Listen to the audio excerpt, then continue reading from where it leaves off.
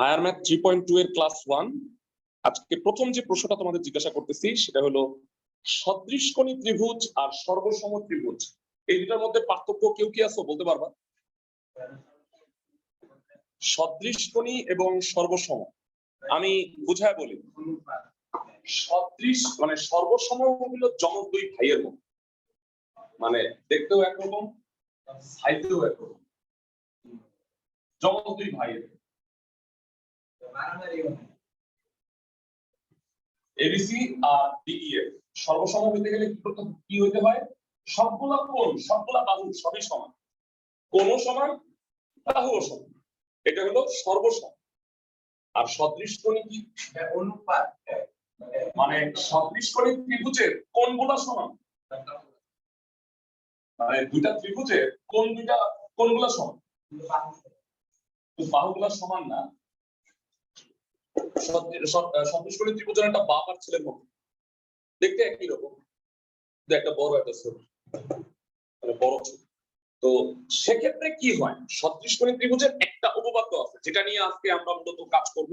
আজকে কেন, আগামী আরো 3 দিন, মানে এইটার ক্লাস টোটাল 4টা হবে, এই বড় চ্যাপ্টার। যদিও অনেক অঙ্ক, ধরো অঙ্ক আছে কয়টা, 10টার মতো আছে অনুশীলনীতে, আমি 3টা, মানে কিন্তু এগুলো পড়াইতে টাইম লাগবে, দেখা যাবে একদিনে আমি 3টা বেশি পারবো না, মানে এত কনসেপচুয়াল অনেক কিছু বোঝানোর আছে, আবার বৃত্তের একটু আইডিয়াও আছে। তোমাদের কি মনে আছে সবার আমরা কেন্দ্রস্থ বৃত্তস্থ কোণ পড়ছিলাম আগে 8.2? আমি একটু মনে বলি, তোমাদের সমস্যা নাই। সদৃশকোণী ত্রিভুজের একটা উপাত্ত নিয়ে আজকে কাজ করব, সেই উপাত্তটা আগে লিখে দিই। সদৃশকোণী ত্রিভুজের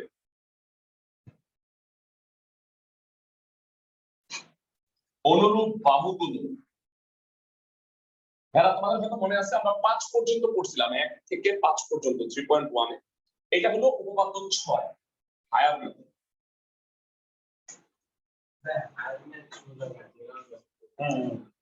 সদৃশকোণী ত্রিভুজের অনুরূপ বাহুগুলো সমানুপাতিক। কয়েকটা চ্যাপ্টার ফলাফল ভয় পায়, যেমন এর মধ্যে দুইটা চ্যাপ্টার আমি তোমাদের পড়াই ফেলেছি, একটা হলো 2 আর একটা হলো 1.2, ওই যে ফাংশন, যেটা রিসেন্টলি পড়াইলাম।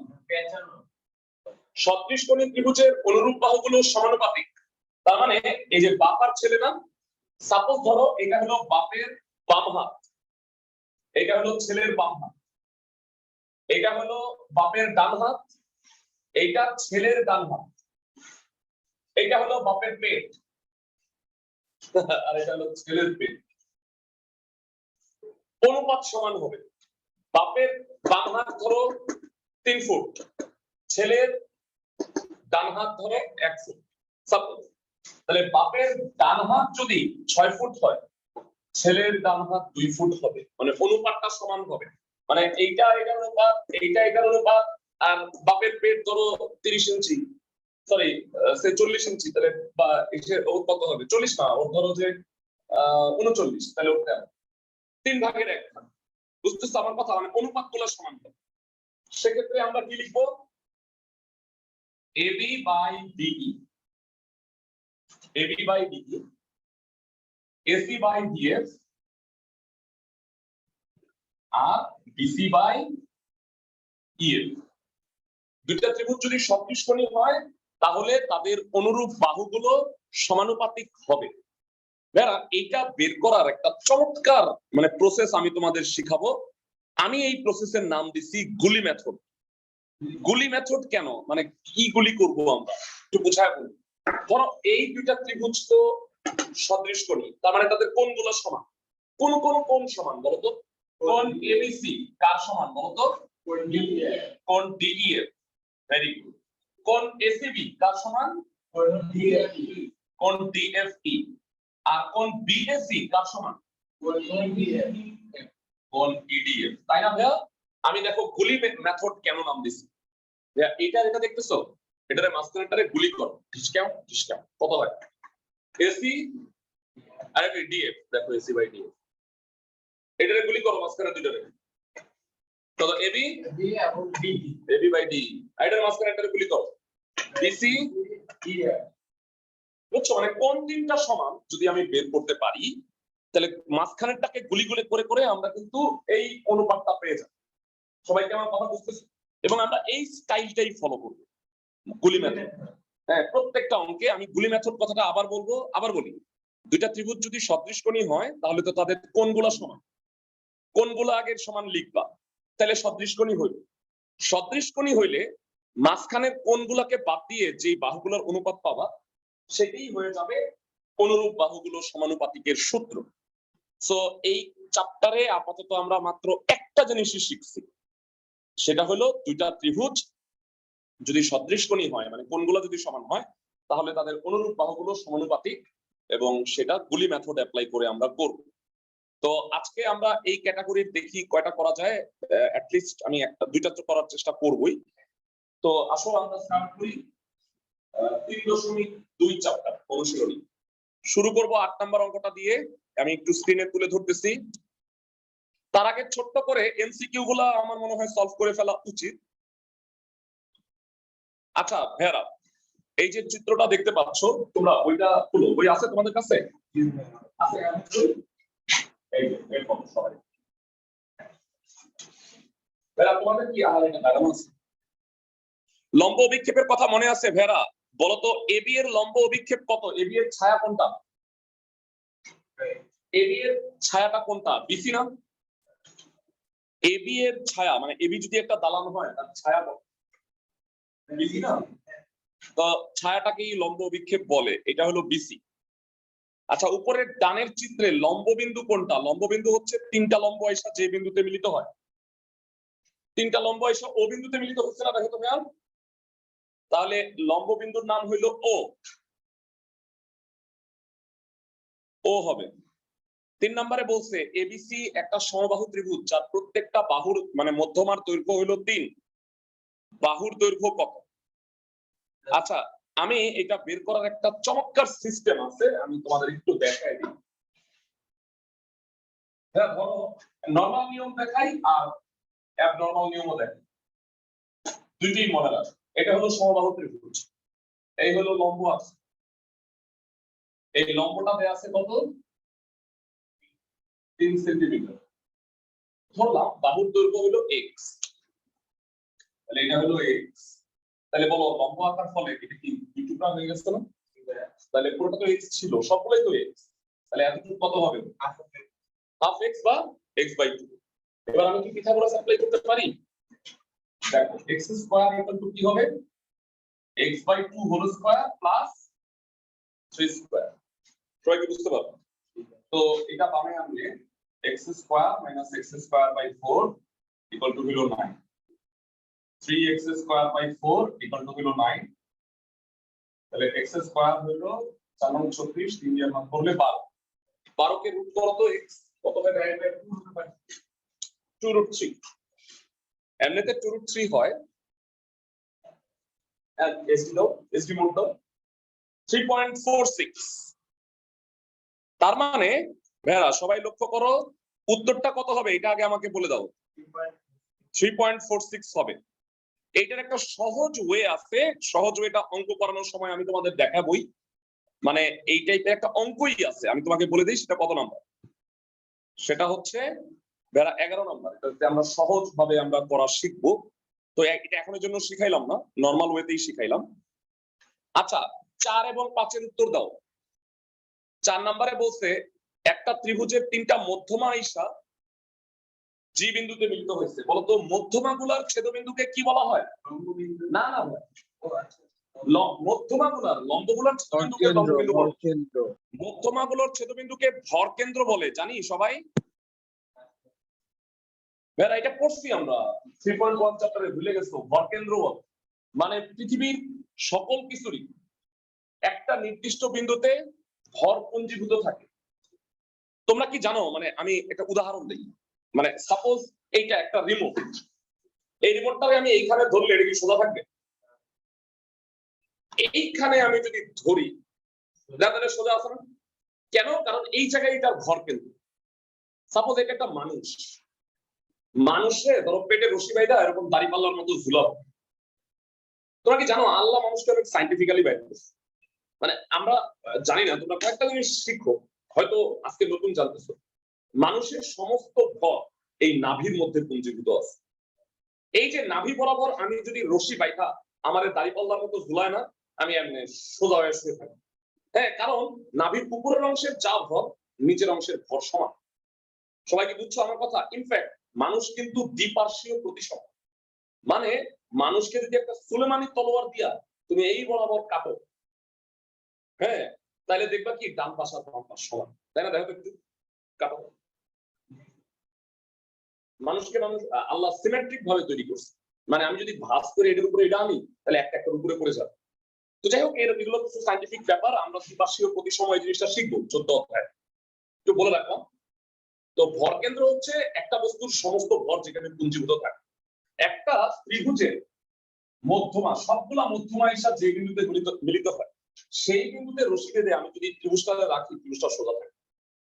সবাই কি বুঝতেছো আমার কথা? ভর কেন্দ্রের কনসেপ্টটা, মধ্যমা গুলোর ছেদবিন্দু। যাই হোক, মানে অনেক অন্য কথায় চলে গেছি, কিন্তু এগুলো শিখা তোমাদের দরকার আছে, জানা দরকার আছে। 5 নাম্বারটা বলছে এবিসি ত্রিভুজের শীর্ষবিন্দু 3টি দিয়ে যে একটা বৃত্ত গেছে, এই বৃত্তের নাম কি বলতো? পরিবৃত্ত বলে, তাই না? বেড়া, এই বৃত্তটা যেটা গেছে ত্রিভুজের পরিবৃত্ত বিন্দুগুলো দিয়ে গেছে, এই কারণে পরিবৃত্ত বলা হয়, সার্কামসেন্টার বলে ইংরেজিতে। আর 6 নাম্বার, ভেড়া, যারা 3.1 পড়ে আসছো তারা মনে হয় জানো অ্যাপোলোনিয়াসের উপপাদ্য কোনটা বলতো এই 4টার মধ্যে? আমি বলে দিই, 1 নাম্বারটা হলো পিথাগোরাস, এটা বাকি 3টার মধ্যে অ্যাপোলোনিয়াস কোনটা? খ নাম্বার। খ নাম্বার, এক্সেলেন্ট। এখন যারা 3.1 পড়ে আসছিল ভালো, যারা ভুলে গেছো তারা রেকর্ডেড ক্লাস আবার দেখো, দরকার হইলে আমি আবার রিপিট করব, নভেম্বর থেকে আবার আমরা রিপিট করব ইনশাআল্লাহ। সো আমাদের অবজেক্টিভ গুলো শেষ, 1 থেকে 6। 6 এর উত্তর 2। হ্যাঁ, বার্ষিক পরীক্ষা হইতে পারে, ছোটখাটো একটা পরীক্ষা আমার মনে হয় হবে, মানে সাপোজ এমসিকিউ পরীক্ষা বা ছোট একটা 50 মার্কের পরীক্ষা, সেটা মনে হয় নিবে অবশ্যই, ডিসেম্বরেই আমার মনে হয় নিবে। আচ্ছা, আমরা আজকে 8 নাম্বারটা করব। 8 নাম্বারটায় বলছে এবিসি ত্রিভুজে কোণ সি হইল সমকোণ 90 ডিগ্রি, আর সি বিন্দু থেকে অতিভুজের উপর অঙ্কিত লম্ব হইল সিডি। তাহলে প্রমাণ করো CD square equal to AD into BD. তো চমৎকার একটা প্রশ্ন, চলো আমরা এটা সলভ করি।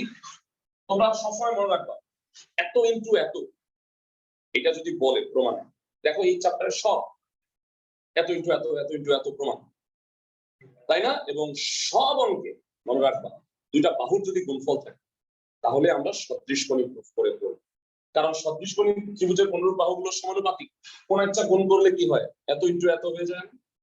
তার মানে তুমি মনে রাখবা ইনটু থাকা মানেই হইলো এইটা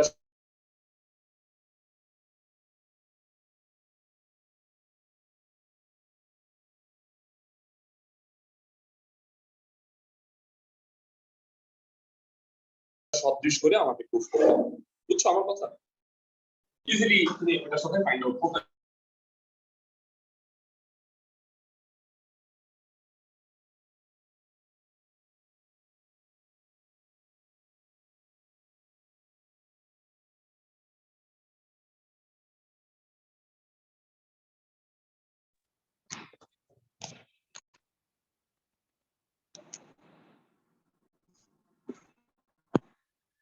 আচ্ছা, অনলাইনে যারা আছে দেখো তো বোর্ড ক্লিয়ার দেখা যাচ্ছে?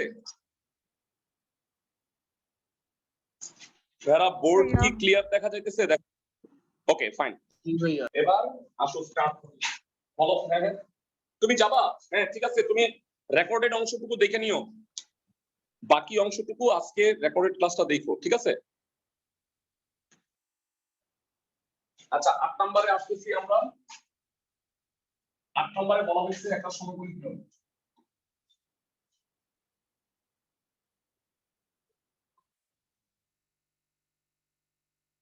এ বি সি, সি হলো 90 ডিগ্রি, বলছে সি থেকে এবি এর উপরে সিডি লম্ব।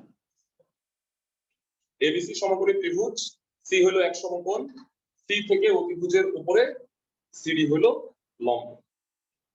প্রমাণ করতে হবে CD square equal to AD into BD. বুঝছো? সাপোজ ধরো আমি উদাহরণ দিই, সাপোজ ধরো এটা 9, এটা 4, এটা হলো 6। ঠিক আছে, বলো তো 4 আর 9 গুণ করলে কত হয়? 36। আর 6 কে স্কয়ার করলে কি হয়? মানে এমন কিছু একটা, বুঝছো আমার কথা? এটা বর্গ, এই দুইটা গুণফলের সম। তো প্রথমে আমরা জানি উপপাদ্যে এটা তো কিছুই না, উপপাদ্যের ক্ষেত্রে অঙ্কনের চিহ্ন 90 ডিগ্রি তোমাকে এত পারফেক্টলি আঁকতে হবে না, তুমি নরমালি 90 ডিগ্রি আঁকবা চিত্র। অঙ্কনের চিহ্ন আবশ্যক না, সম্পাদ্যের ক্ষেত্রে আবশ্যক, উপপাদ্যে আবশ্যক, বুঝছো? তবে দেখা যেন তোমার 90 ডিগ্রি মনে না, অনেকে আস্তে আস্তে তেরা বেড়া হয়ে গেছে, তখন তো আর হবে, তাই না? বিশেষ নির্বাচন কয়েকটা সার আছে না, হাইটের মধ্যে কম কিছু ফুটাগুলি নিয়ে চুজ করে এদের জীবনে অনেক দুঃখ থাকবে, কোনো আনন্দ নাই। মনে করি ত্রিভুজ এবিসি এ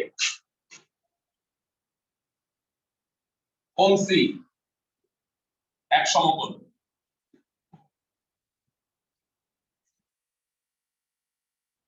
সিডি অতিভুজ এবি এর উপর লম্ব।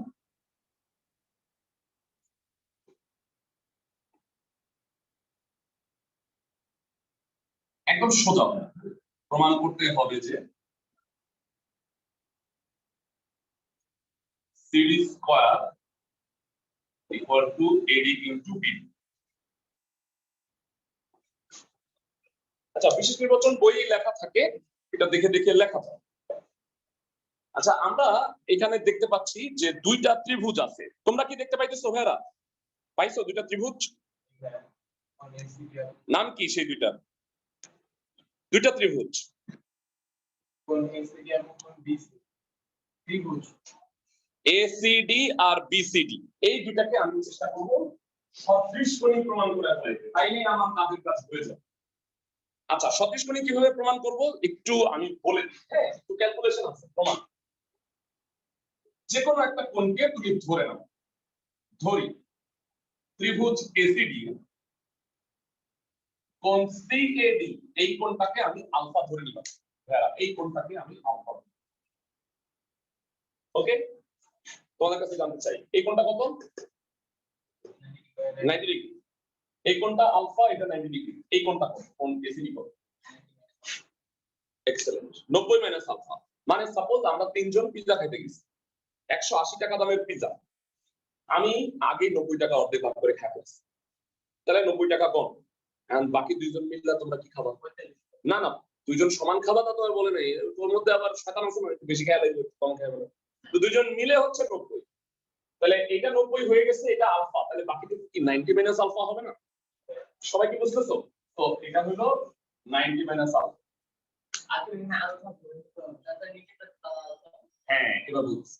তাহলে কোন এসিডি হইলো 90 মাইনাস আলফা। খুবই ভালো প্রশ্ন, একটা কথা বলছো যে ভাইয়া আবার সি এসিডি পুরো কোণটা তো 90 ডিগ্রি, তাহলে ওইটা যদি 90 মাইনাস আলফা হয়, তাহলে বলো তো ভাইয়া এটা কত? আলফা হবে না? এইটা আবার 90 ডিগ্রি, তাহলে এটা কত? 90 মাইনাস 90 মাইনাস। তাহলে বলবা সুতরাং ত্রিভুজ বিসিডি কোণ বিসিডি হলো আলফা এবং কোণ সিবিডি হইলো 90 মাইনাস আলফা। কাজ হয়ে গেছে। এবার আমরা এটা ধরে নিছি কেন? কোন কোন কার্বনের সমান সেটাকে ফাইন্ড আউট করার জন্য। যে কোনো একটাকে আলফা ধরে বাকিগুলো ইজিলি বের হয়ে গেছে। দেখো এই দুইটা ত্রিভুজকে এখন আমি সদৃশকোণী করে ফেলবো। এখন ত্রিভুজ এসিডি ও ত্রিভুজ বিসিডি এই দুটো সমকোণী, কিন্তু সমকোণী বলা হচ্ছে। সমকোণী ত্রিভুজ এসিডি ও সমকোণী ত্রিভুজ বিসিডি এ দুটো 90 ডিগ্রি, খেয়াল করো। কোণ এডিসি আর কোণ বিডিসি, এই দুটো কোণ কত কত? 90 ডিগ্রি। 90 ডিগ্রি। কোণ সিএডি ইকুয়াল টু কোণ বিসিডি, এই দুটো কত? আলফা। আর কোণ এসিডি ইকুয়াল টু কোণ সিবিডি, এই দুটো হলো 90 মাইনাস আলফা। তাহলে বলো দুই ত্রিভুজের তিন কোণ, তিন কোণের সমান। তাহলে এই দুটো ত্রিভুজ কি? সদৃশকোণী। সুতরাং ত্রিভুজ এসিডি ও ত্রিভুজ বিসিডি সদৃশকোণী। সুতরাং ভেরা প্রথমবারের মতো এই চ্যাপ্টারে আমরা 10 বার করবো অ্যাটলিস্ট গুলি মেথড। বলো কত? AC by BC AC by BC, দেখো খুবই সোজা। equal to CD by BD CD by BD, AD by CD. Side note, এরা গুলি মেথড না উপপাদ্য 6, এই উপপাদ্য 6 লিখো না কিন্তু আবার লাট্টু খাবা পরীক্ষায়। কি লিখবা? সদৃশকোণী ত্রিভুজের অনুরূপ বাহুগুলো সমানুপাতিক। উপপাদ্য 6 একটু আগে লিখে দিছি না? সদৃশকোণী ত্রিভুজের অনুরূপ বাহুগুলো সমানুপাতিক, এটা লিখবা। ক্লাসে সবাই কি বুঝতেছো? অনলাইনে যারা আছো সবাই কি বুঝতেছো? যারা অনলাইনে আছো সবাই বুঝছো ভাইরা গুলি মেথডটা? আচ্ছা এবার আমাকে একটা প্রশ্ন বলো তো, মানে আমার যেটা প্রমাণ করতে বলছে, হ্যাঁ যে প্রমাণটা করতে বলছে, দেখো তো ভাইয়া সেখানে সিডি এডি বিডি আছে, তার মানে আমার এখানে তো তিনটা সমান। তো আমার কি এসি বাই বিসি টা দরকার আছে? মানে অ্যাকচুয়ালি গাধা গরু ছাগল সব সমান, কিন্তু আমার দরকার হলো গরু ছাগল, বুঝছো? তাহলে আমি কি করব? পরে দুটা নিয়ে কাজ করব। তাহলে এখন আমি আপাতত এটা বাদ দিলাম। হ্যাঁ গাধা বাদ, গাধা লাগবে না, বা এটা বাদ দিছি আপাতত।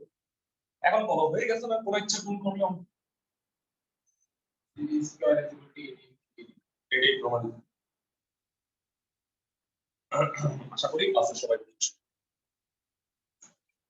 আরো ভালো বুঝতে পারবা, কারণ হইলো এই টাইপের অঙ্ক সবগুলা এমন। সো আশা করি ক্লাসে সবাই বুঝছো। আমরা এই টাইপের আরেকটা আজকে করাই দিব, তোমরা একটু রেকর্ডেড ক্লাসটা দেখে নিও। আরেকটা উপপাদ্য প্রমাণ করব, সেটা হলো 9 নাম্বার।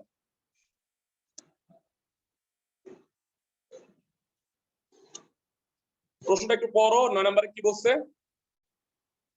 এবিসি ত্রিভুজের শীর্ষত্রয় মানে এবিসি তিনটা বিন্দু থেকে বিপরীত বাহুগুলোর উপরে লম্ব, মানে বিসি এসি আর এবি এর উপরে লম্ব যথাক্রমে ও বিন্দুতে ছেদ করে। প্রমাণ করতে হবে যে এও ইনটু ওডি, বিও ইনটু ওই আর সিও ইনটু ওএফ। খুব সহজ প্রমাণ। তো এটা আশা করি সবাই লিখে ফেলছো। যদি কারো লেখা শেষ না হয়ে থাকে তাহলে এখন একটা স্ক্রিনশট রেখে দিতে পারো, পরবর্তীতে সুন্দর করে তুলে নিও, পুরাটা করা আছে। তো যাই হোক, আসল আমরা 9 নম্বরটা করি, এটা দিয়ে আমরা শেষ করব।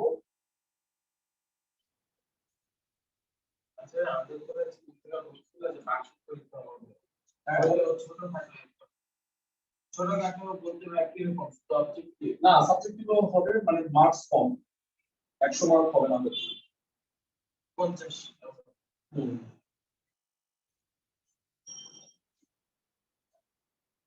হ্যাঁ আমরা তিনটা লম্ব আঁকলাম, এডি বিডি আর সিও। এই লম্ব তিনটা এসে ও বিন্দুতে মিলিত হচ্ছে। তাহলে আমাকে প্রমাণ করতে হবে এও ইনটু ওডি, বিও ইনটু ওই আর সিও ইনটু ওএফ, এই তিনটা হলো সমান। বুঝছো? উপাত্তটা দেখেন এবং এর গুণফল আকারে আছে, তাহলে আমরা কি করব? যেহেতু গুণফল আকারে আছে, সদৃশ নিয়ে প্রমাণ করবো। Very good. মনে করি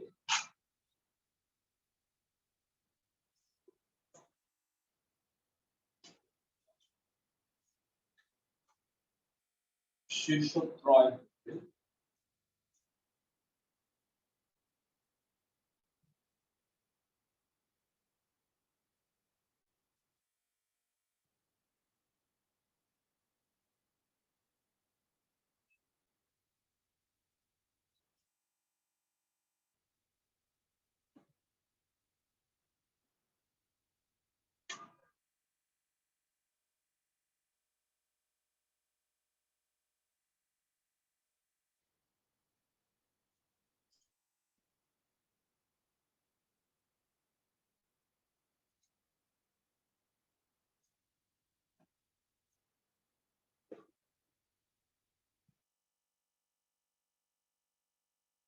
সিও ইনটু ওএফ, মানে এটা হুবহু দেখে দেখে লিখছি, কারণ বোঝানোর চেষ্টা করলাম না। মানে এবিসি ত্রিভুজের তিনটা শীর্ষ এবিসি থেকে তিনটা লম্ব এডি বিডি আর সিএফ ও বিন্দুতে মিলিত হয়েছে। আমাকে প্রমাণ করতে হবে এও ইনটু ওডি, বিও ইনটু ওই, সিও ইনটু ওএফ। আচ্ছা এবার অলওয়েজ এই কথাটা মনে রাখবো আমরা, সেটা হলো সবসময় তুমি এমন টাইপের ত্রিভুজ নেওয়ার চেষ্টা করবা যে একটার মাথায় একটা উল্টা করে আছে। এই যে সার্কাস দেখছো নাকি এরকম? এই যে একজন না তো আপনি এটা পড়াইছি। হ্যাঁ, এটা পড়াইছি, এটা 6 চ্যাপ্টারে পড়েছি আমি। যাই হোক, এই সার্কাসটা খুঁজে বের করার চেষ্টা করবা। এই সার্কাস আছে, ত্রিভুজের সার্কাস কোথায় আছে? এই দুটো ত্রিভুজ দেখছো, এ ও ই, বি ও ডি, এই দুটো ত্রিভুজের সার্কাস তৈরি করা যায়। এটা কেন নিব? কারণ এই দুই ত্রিভুজে একটা কোণ অটোমেটিক্যালি সমান। কেন বলো তো? বিপ্রতীপ কোণ সমান। ত্রিভুজ এ ও ই ও ত্রিভুজ বি ও ডি কোণ এ ও ই ইকুয়াল টু কোণ বি ও ডি, সাইড নোট কি? বিপ্রতীপ কোণ। আর কোণ এই দুটা কোণ কিন্তু সমান। কেন বলো তো ভাইয়া? এই দুটা এ ই ও আর বিডিও, ভেরি গুড, এ ই ও আর বিডিও এই দুটা কোণই হলো 90 ডিগ্রি এর সমান। একটা কথা জানতে চাই, দুইটা ত্রিভুজের একটা কোণ 90, এটাও 90, এটাও সমান, তাহলে মাইনটা চিপাই কইরা অপরটা সমান হবেই না। কারণ দুইটা ত্রিভুজ আছে, সাপোজ ধরো একটা কোণ 90, এটাও 90, আর একটা কোণ হলো 60, ওইটাও 60, তাহলে বাকি দুইটা কি 30 30 হবেই না?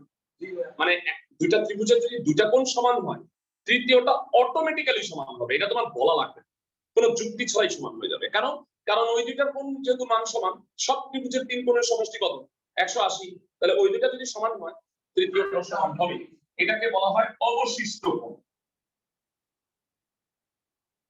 আমি বলি মাইনটা ছিল, মানে মাইনটা ছিল একটা সমান হয়ে গেছে, কিছু করার নেই। ও এ ই আর কোনো পাওয়ার নেই, পড়ার সময় কেন ইকুয়াল টু অবশিষ্ট কোণ ও বিডি।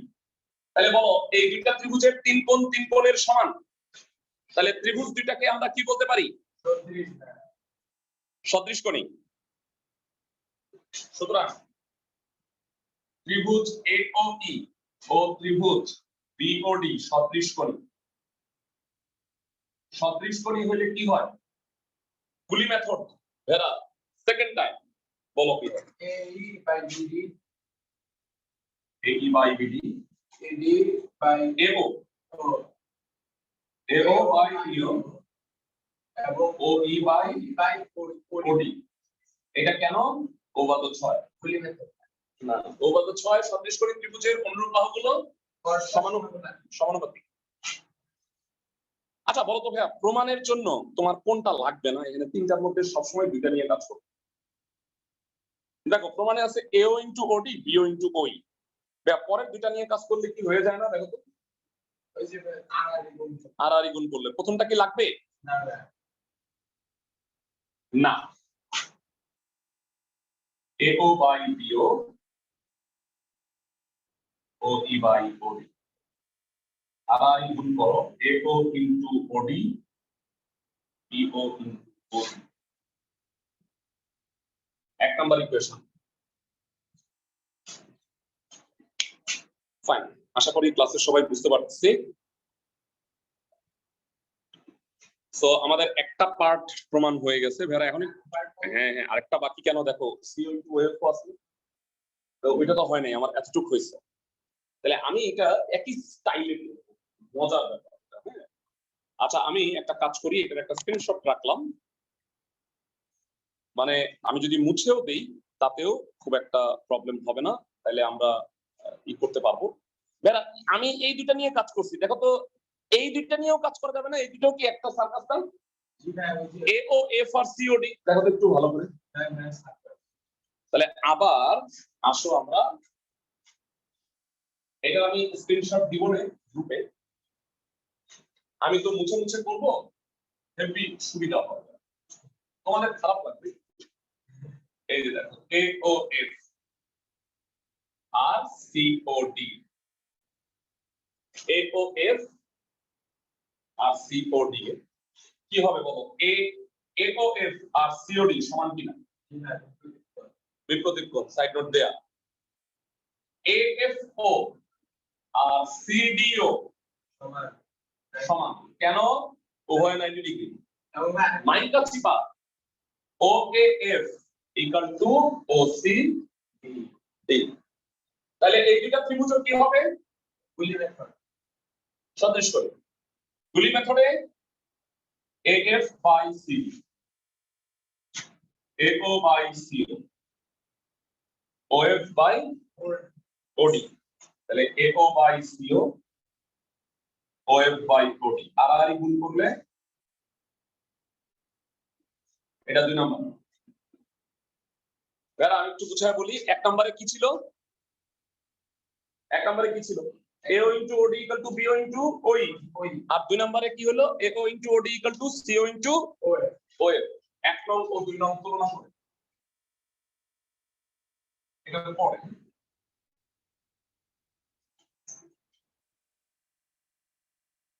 তিনটা সমান। AO into OD, BO into OE, CO into OF। এবার তিনটা কোণ গুলি সমান। হ্যাঁ, আমি আরেকটা স্ক্রিনশট রাখলাম, মানে এই দুইটা তুমি যদি লিখে শেষ করতে নাও পারো আমি গ্রুপে এটা দিয়ে দিব না। 3.2 চ্যাপ্টারে মাত্র 2টা করলাম, এমসিকিউ গুলো সলভ করছি। এখান থেকে আগামী কালকের ক্লাসটা আমরা কন্টিনিউ করব। ভালো থাকো সবাই।